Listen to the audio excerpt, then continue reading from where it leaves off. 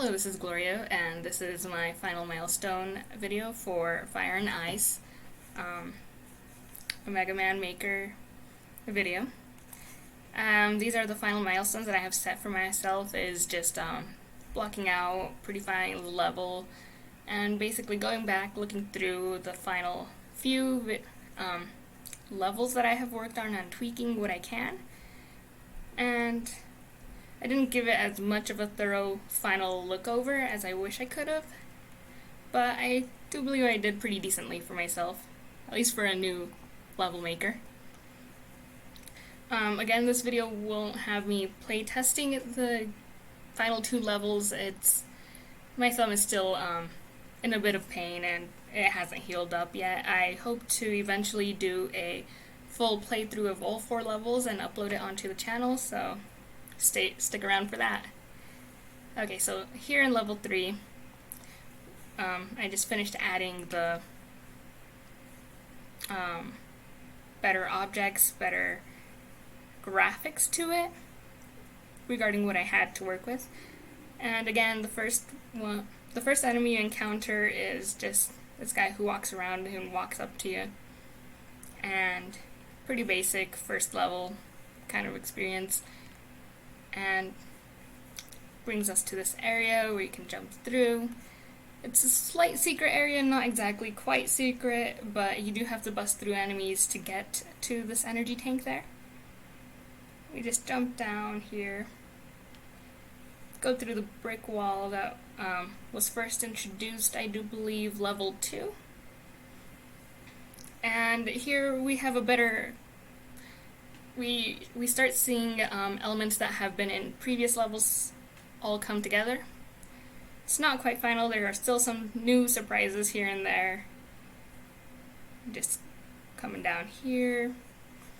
Still same enemy, he will actually jump down to this area where player will have to kill him to get to these pickups here.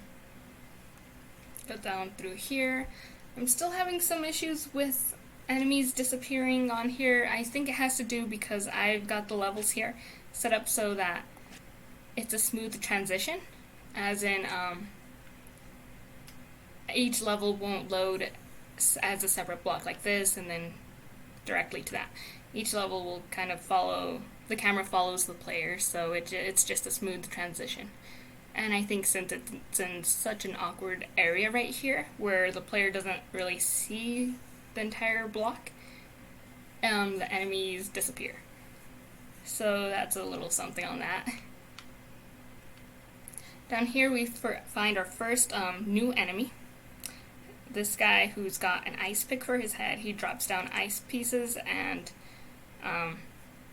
he also likes to shuffle around.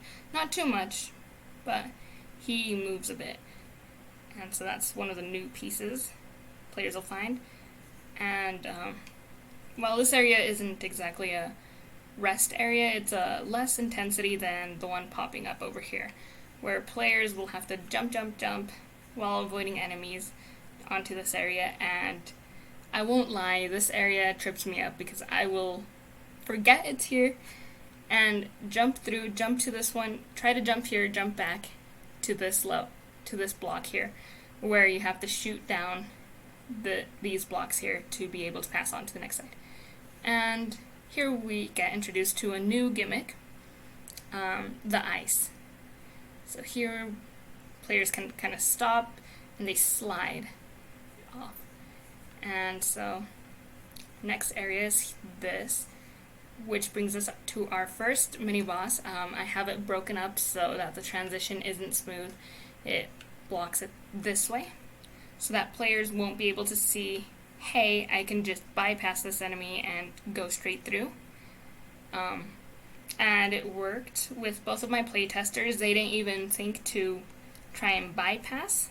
Maybe for a more seasoned player, they could see that and go, okay, I can just wait till the penguin slides over here and jump over, bypass it. But for my playtesters, they didn't think about it. Every time they playtested it, they would defeat our penguin here and move on next. In this area we've got a couple of ways you can go back up here and It's either this way or through here. This area is a lot harder. My older playtester was very adamant about getting his way up through here, and he failed quite a bit. It's not the easiest way. It does give more of a personal reward that, hey, I was able to get through that. But other than that, it's not exactly worth the power-ups that you had to use to get through there. Whereas his brother, he used this area, defeated enemy, and then went up. It's interesting to see how different their playstyles are. And up here we've got more Pikmin. Oh, this one's a Pikmin. We got more Pikmins and ice skies here. A bit of that gimmick there coming back up. Brings us to our final two enemies before we hit the pause area. I did add a checkpoint area here since I thought it was a bit of a stretch to have players start over way at the beginning after getting this far in and not being able to defeat the boss, so they'll just reappear here. And we've got a boss here. I do believe this is Crystal Man. I didn't have another ice-themed boss, and I really wanted to use Iceman for the final level. So this is what we've got final here. Okay, level 4. I'm not going to show the paper maps since that got very derailed from initial plans. Most of this I didn't even think I would even get to make, so no paper maps this time around. Again, we start off basic, simple, single enemy, just to remind players, hey, this is how you play the game again, if it's been a while since they've played it. And we've got a nice drop down here, down to this area. Oh, that's not supposed to be broken. And another single enemy, and this area just gives players a good look down to know what's going to happen down under, so that they can see how the enemies move. And hey, this also is ice. It doesn't look like ice like the first time they saw it back in level 3, but they will still slide, and they get to test that out here before going into enemy territory over here. Which brings us down. We get to see more enemies, and again, this final level is kind of seeing a bit of everything come all together, and players can just see that and know, hey, this has really amped up the level. We've got ice here. I have a drop down. I didn't want to reuse too many ladders in this level, so instead did a little drop down with ice, so players can slide and they realize, hey, there's nothing over here.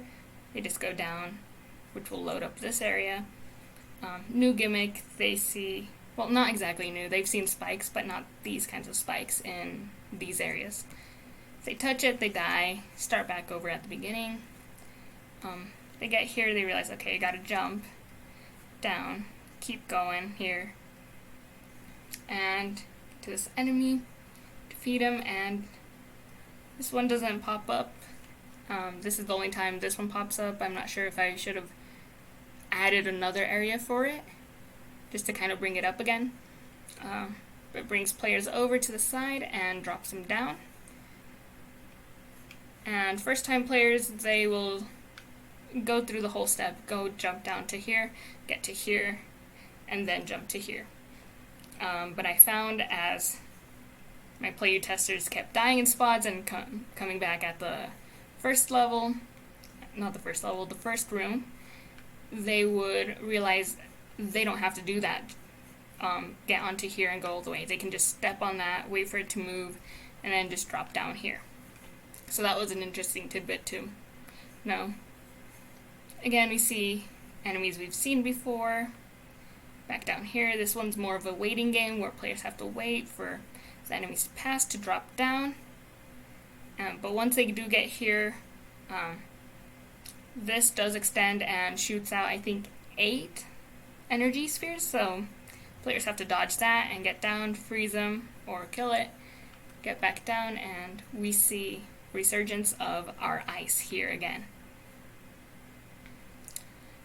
And while this isn't the most high intensity or even low intensity, the next part kind of amps that up to this very high intensity. All the gimmicks, well, not all of them, but most of the gimmicks that have been used in previous levels come together, and it's got to be a really quick, fast reaction of where you can't really stop and think about it too much. There are some areas where you can stop and think, like this block here, there's no ice on it, but other areas you just have to keep going, or else you will fall off and die or get killed. And so we jump through here and go through all of these. There is one rest block here where the ice doesn't get to you.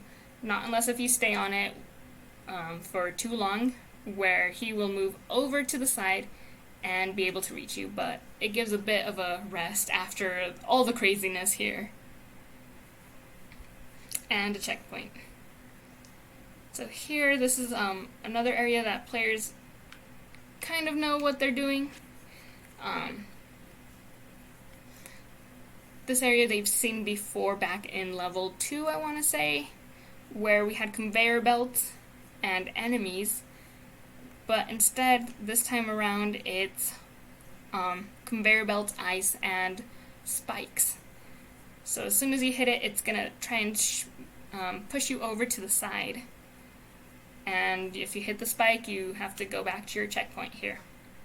So it's not too big of a loss if they don't know.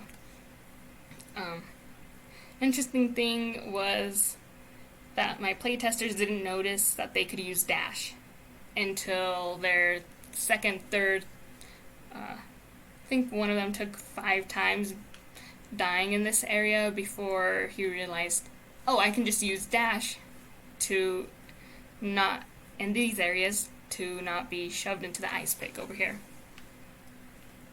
Come back down, we see similar enemies, and this is our mini boss area. We've got Ow Ow here, and he just throws snowballs at you. It's kind of a plain, boring looking area, just regular mini boss. And we go over to this side. It's not exactly a secret area, but it is an area where players can pick up an extra item if they so choose to go the extra mile for it. And we bring it down, back down to here. Don't know why those are picked off. And just to a small arrest area here. Again, more. And we come into a room full of ice where you have to fight Icemen. And it was interesting. One of my playtesters had a complaint that Iceman was too hard, and the other, his brother, had a complaint that Iceman was way too easy. So I'm not sure if that evens it out to be a good boss or not. I'd have to pick up a couple more playtesters and see what they think. But that was an interesting one. And again, it might vary because of how different their play styles were. But that was it for this Fire and Ice levels of Mega Man Maker, and I really enjoyed working on this project and being able to work with a new editor and figuring out what I can and couldn't do. It was pretty great. Thank you for listening to me.